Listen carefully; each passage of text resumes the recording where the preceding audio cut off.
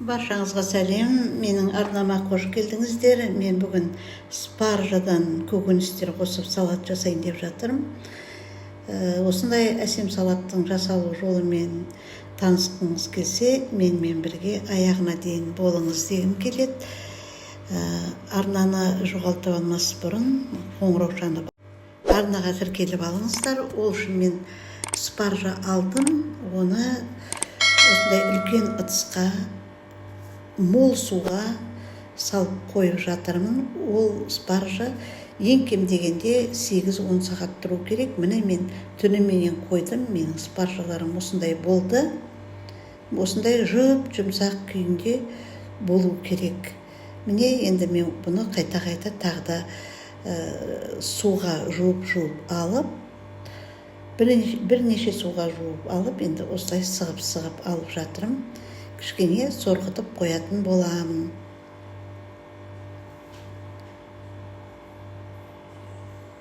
Енді мен салатқа қосу үшін қияр, помидор, болгар бұрышын, ащы бұрыш, пияз және сарымсақ алдым.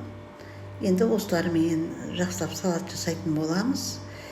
Енді помидорлардың мен ішкі бөліктерін, жұмсақ жерлерін алып тастаймын да, тек қана сыртын соломка қылып турайтын боламын. Міне осылайша ішкі етті жерін алып тастап жатырмын. Оны қазір қуырып жіберетін боламыз.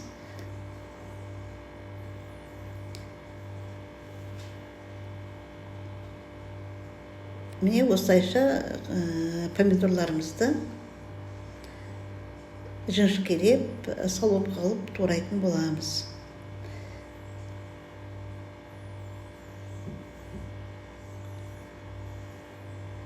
Енді менде осындай жартылай ащы бұрыш, әрине.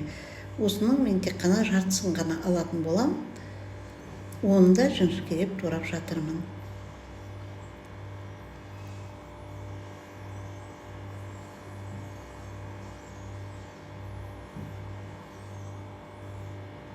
Бір бұрышты мен 3 бөліп пайдаланайын деп жатырмын. Кешегі салатыма пайдаландым, бүгінгі салатыма пайдаланып жатырмын, және ертең пайдаланатын болам. Сол ащылығы жарайды бізге. Енді тәтті бұрыштың да ішіндегі дәннен ажыратып алып, оны да соломка қылып турайтын болам.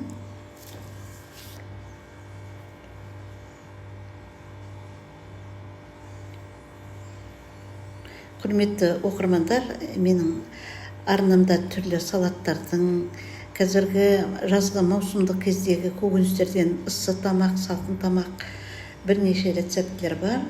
Осы описание бөліміндегі төменгі жағына сілтемесін қалдырам, кіріп қарауларыңызға болады. Енді пиязды да турап алып жатырмын, осындай жіңішкелеп.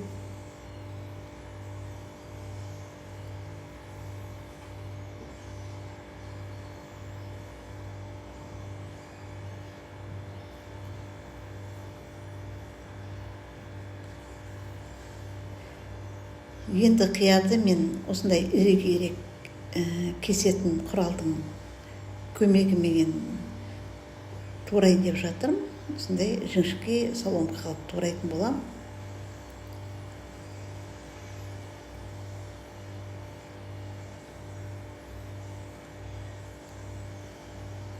Әдемі болып жүреді.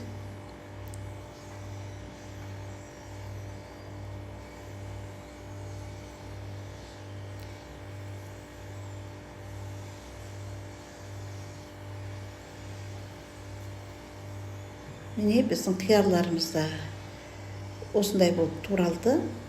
Енді осы 3 қиярдың бәрін турап алам, және қиярларым кішкене жұмсарып тұру үшін басқа жұмыстарым жасап болғанша біраз қандай тұз салып қоятын болам. Қиярдың суы шығып, кішкене жұмсарып тұру үшін.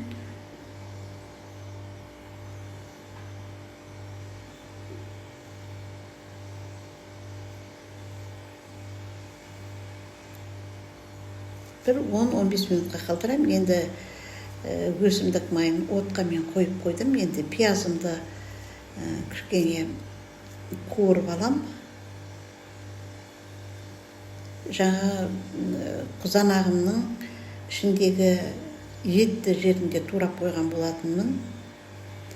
Енді соны және сарымсағымды салып бәрін қуырам.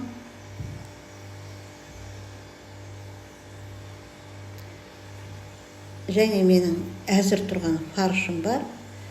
Осы фаршты да салып жіберіп, қуырып жіберетін болам. Менде фарш, тұз, дәмдеуіштер қосып әзірлеп қойған фарш. Осылардың бәрін қосып жіберем. Міне. Енді жақсылап тұрып кішкене қуырыңқырап алам. Әбден болдау деген кезде болгар бұрыштарын бір азғантай уақытқа салып қуырып алатын болам. Әзірге баяу отта осылай жайлап қуырыла беріледі. Кішкене суы сарқылу керек. Енді оған дейін біздің сорғытылып әзір тұрған спаржаларымызды осындай мен енді уақтау қылып турап жатырым. Бұрын ұзын қылып турайтын едік. Енді бір мезгіл осындай қылып уақтап турап жатырым. Міне менің жаңағы пиязым, фаршым кішкене қуырып болды. Енді мен жаңа тәтті бұрышыммен ащы бұрышымды кішкене тек жұмсарғанша ғана кішкентай қойып алатын боламын. Ұзаққа қалдырмаймын. 1-2-3 минутқа қалатын болады.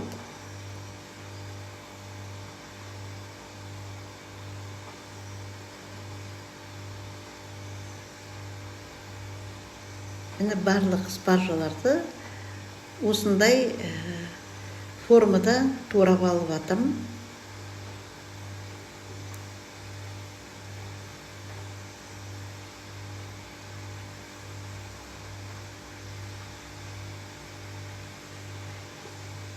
Міне менің қиярларымда осындай әп-әдемі болып тұр екен. Енді мен судан сығып, тұзды судан сығып алам. Бір шайып алсаңыздар да болады. Мен оны шайып алмаймын, өйткені мен тұзды азғантай ғана септім. Сондықтан да, егер көп сепсеңіз, мұздай суда жуып алуға болады. Енді мен көк шөптерден көк жуаменен укроп алдым. Укропымды өте уақыт қылып турап алдым. Жуамды осындай қиғаштап турап жатырмын.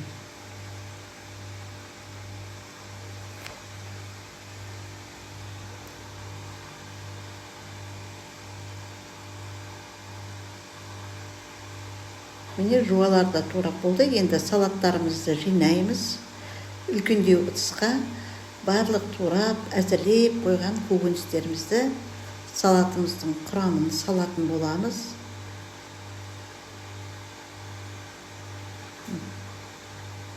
Қызанақ,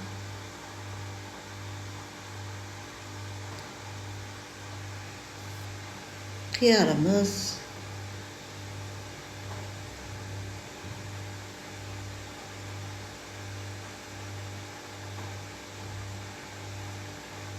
мен қиярларды кішкене сығып алсам да, әлі су шығып жатыр екен. Енді жаңағы қуырып алған болгар бұрышы мен фаршымызды саламыз.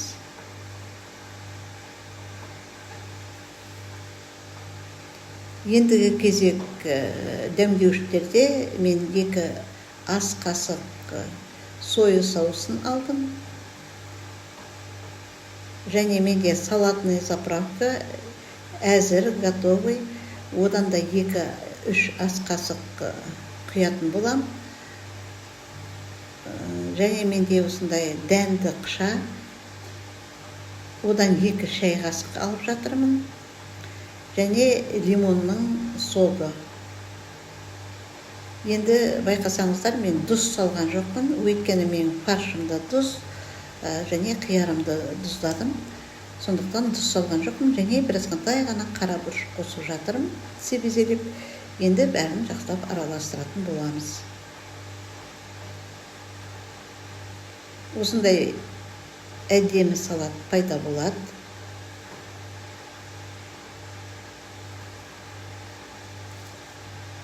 Сразу желініп қалатын салаттардың бірі.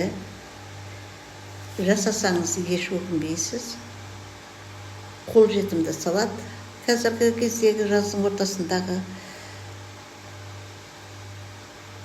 Сондықтан да жасауларыңызға кеңес беремін. Құрметті оқырман, егер менің видеом қызық болса, менің арнама тіркелуді, пікір қалдыруды, лайк басуды, достарыңызбен бөлісуді ұмытпаңыздар дегім келеді. Менің арнамда күнбе-күн жаңа бейне жазбалар шығып тұрады. Мен сондықтан да менің арнамды жоғалтып алмаңыздар. Арнаға тіркеліп қойыңыздар дегім келеді. Көріп тамашалағандарыңыз үшін көп рахмет. Міне менде осындай әдемі салат шықты. Көріп тамашалағандарыңыз үшін тағы да алғыс айтамын.